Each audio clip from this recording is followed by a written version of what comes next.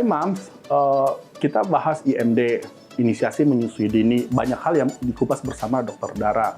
Dan banyak manfaat dari IMD dibandingkan tanpa IMD. Salah satunya, bayi dengan IMD antibodinya lebih bagus. Untuk yang lain-lain, saksikan video selanjutnya.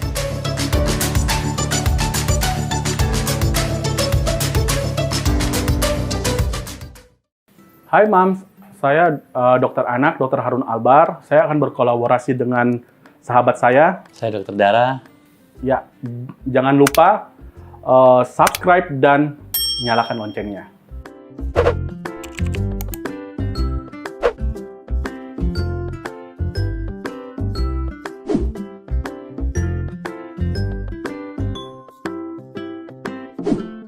Jadi IMD adalah inisiasi menyusui dini.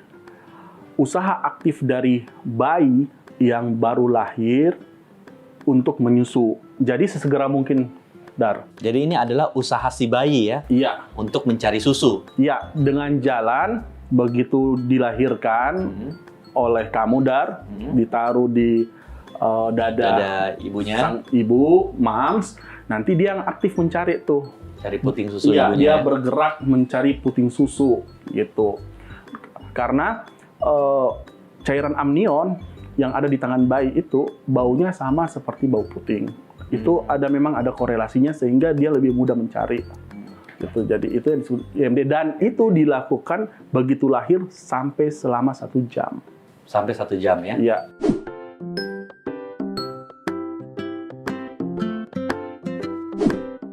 Ya tentu kalau manfaat IMD berdasarkan penelitian itu ada untuk bermanfaat buat mams, ada bermanfaat buat bayi, dan ada bermanfaat buat keduanya. Kalau buat mams itu kontraksi rahim akan lebih kencang. Betul, ketika ada isapan pertama, oksitosin keluar, kontraksi rahim makin kencang, nah itu mudah tuh ngeluarin plasenta.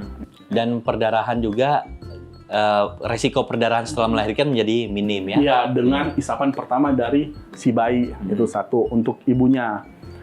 Kemudian ibunya menjadi lebih rileks kan?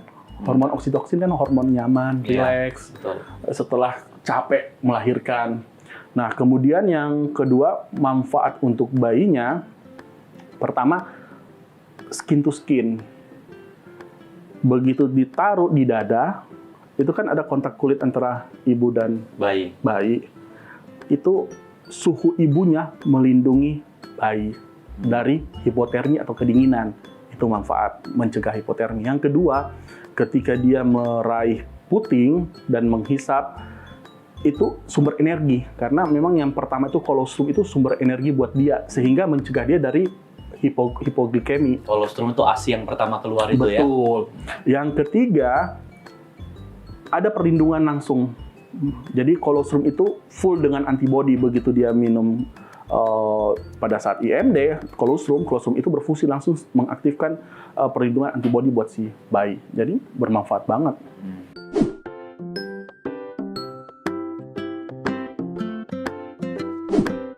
Iya, jadi persalinan kan 2 macam ya. Ada persalinan secara normal per vaginam, ada juga persalinan lewat perut atau kita kenal dengan istilah seksio-sesaria atau SC. Ya, nah, pada saat persalinan normal, itu gampang banget pada umumnya. Seperti yang tadi udah dijelaskan sama Dr. Harun. Dipotong potong tali pusat, bersihin dikit, taruh di dada ibunya.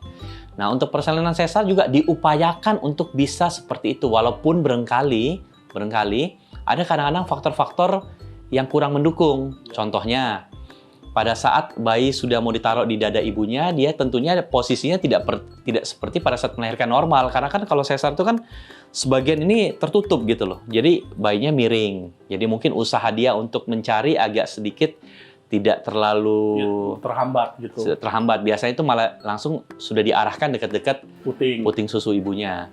Terus kedua, suhu di kamar operasi itu kan cukup dingin ya. Jadi kadang-kadang itu juga harus diperhatikan. Ini bayi kedinginan apa enggak nih? Seperti itu. Dan kadang-kadang juga ada faktor teknis.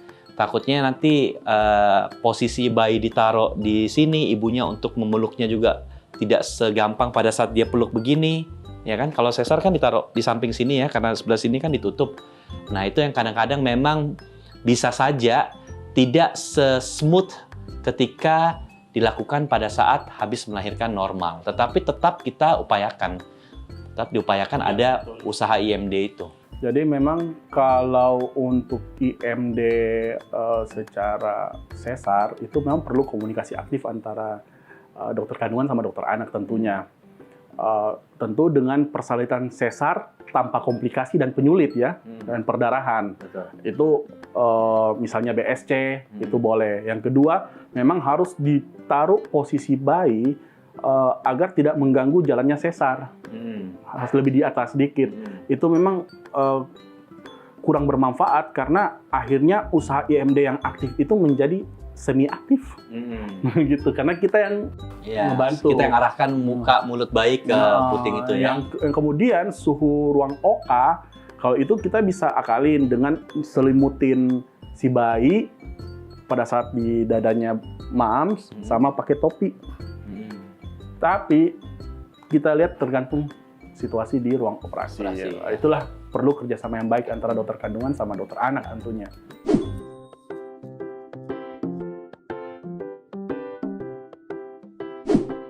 Saya rasa sih belum ketemu penelitian yang mengatakan ada perbedaan, yang jelaskan situasional, dikondisikan. Kalau bisa 1 jam tanpa mengganggu jalannya operasi, kenapa tidak? Tanpa mengganggu bayi, karena bayi itu kedinginan, kenapa tidak? Gitu. Jadi itu bersifat situasional. Gimana menurut dokter? Ya. Memang pada prakteknya yang saya temukan di lapangan, pada saat melahirkan normal itu memang lebih leluasa. Lebih leluasa. Bisa sampai 1 jam, bahkan kadang-kadang lebih ya, si bayi terus-terus di dalam dekapan ibunya. Kalau sesar ini juga karena ibunya juga terbatas ya, tangan kanannya mungkin terpasang infus, atau tangan kirinya, posisinya tidur, dia tidak bisa terlalu aktif bergerak, yaitu yang kadang-kadang memang bisa saja tidak selama itu. Tetapi sekali lagi, ini sebenarnya tergantung bagaimana tim di kamar operasi, antara operator, dokter anak, dan bidan atau suster, dan dokter anestesinya. Jadi kalau rumah sakit itu memang mengupayakan semaksimal mungkin, itu bisa saja terjadi pemberian IMD yang sedikit lebih lama di kamar operasi. Betul.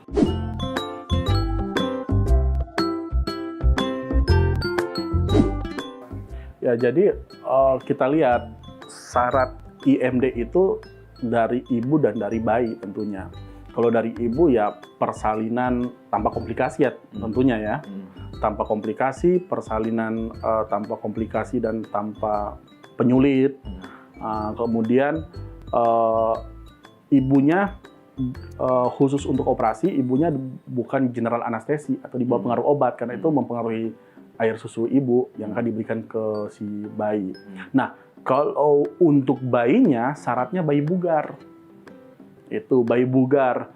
Menangis spontan, tonus ototnya kuat, sama kulit kemerahan. Kalau nggak bugar, gimana dia mau aktif mencari puting? Itu satu. Yang kedua, Apgar score di atas 7. Nah, yang dikatakan Apgar score itu menilai secara keseluruhan apakah bayi itu sehat atau tidak di atas. Kemudian tidak ada kelainan kongenital. Gimana mau naruhnya kalau si bayi lahir itu ada kelainan kongenital. Kemudian yang terakhir, apakah bayi ini gawat janin atau enggak? Kalau gawat janin dan ketika lahir dia asfiksia tidak segera menangis, tentu nggak akan bisa dilakukan IMD. Yang kita lakukan ya bawa dia ke NICU, diresusitasi, terus dibawa ke NICU untuk bantuan medis yang lebih lanjut tentunya.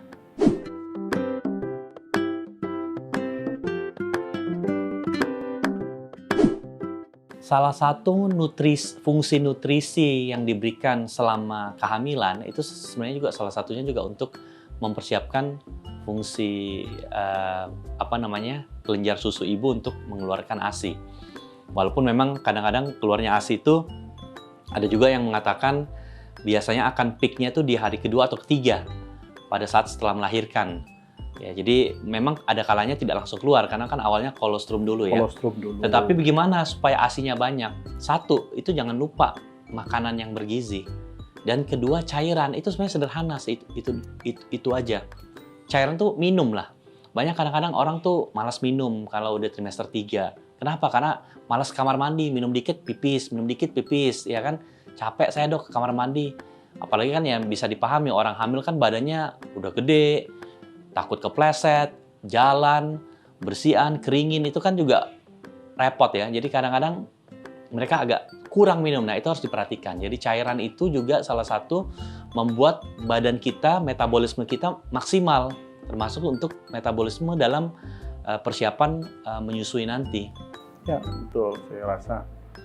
Jadi yang dibutuhkan bayi setelah lahir itu setelah dilakukan dokter kandungan untuk perbaikan gizi, hasilnya nanti ASI akan melimpah tentunya untuk si bayi.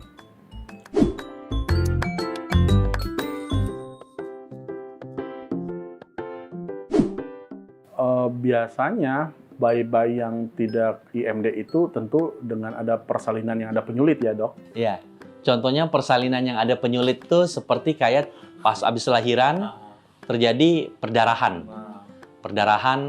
Nah otomatis kan ini harus diselamatkan si ibu ini kan, sehingga itu yang kadang-kadang tidak bisa dilakukan seperti itu. Atau ibunya ada masalah apa ya, kayak dengan preeklamsi, tekanan darahnya naik, nah itu perlu ada treatment lebih. Nah itu memang kadang-kadang tidak memungkinkan untuk diberikan IMD. Ya untuk sisi bayinya, ya kalau bayi tidak bugar, gimana dia mau IMD, dia sendiri nggak bisa bergerak aktif untuk mencari puting dalam hal IMD. Kemudian prematur, BBLR, atau ya dengan gawat janin yang itu saya rasa tidak untuk IMD. Itu. Nah, apa pengaruhnya? Biasanya dari penelitian, bayi yang tidak IMD biasanya dia 22%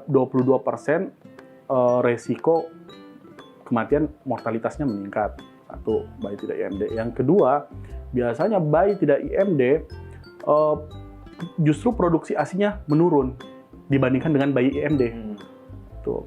Yang ketiga, bayi yang tanpa IMD itu ke depan agak sulit karena nggak ada bonding awal.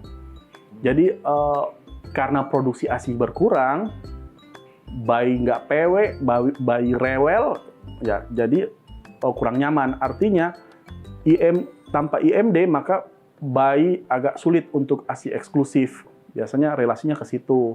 Atau bayi tidak sampai 2 tahun untuk ASI.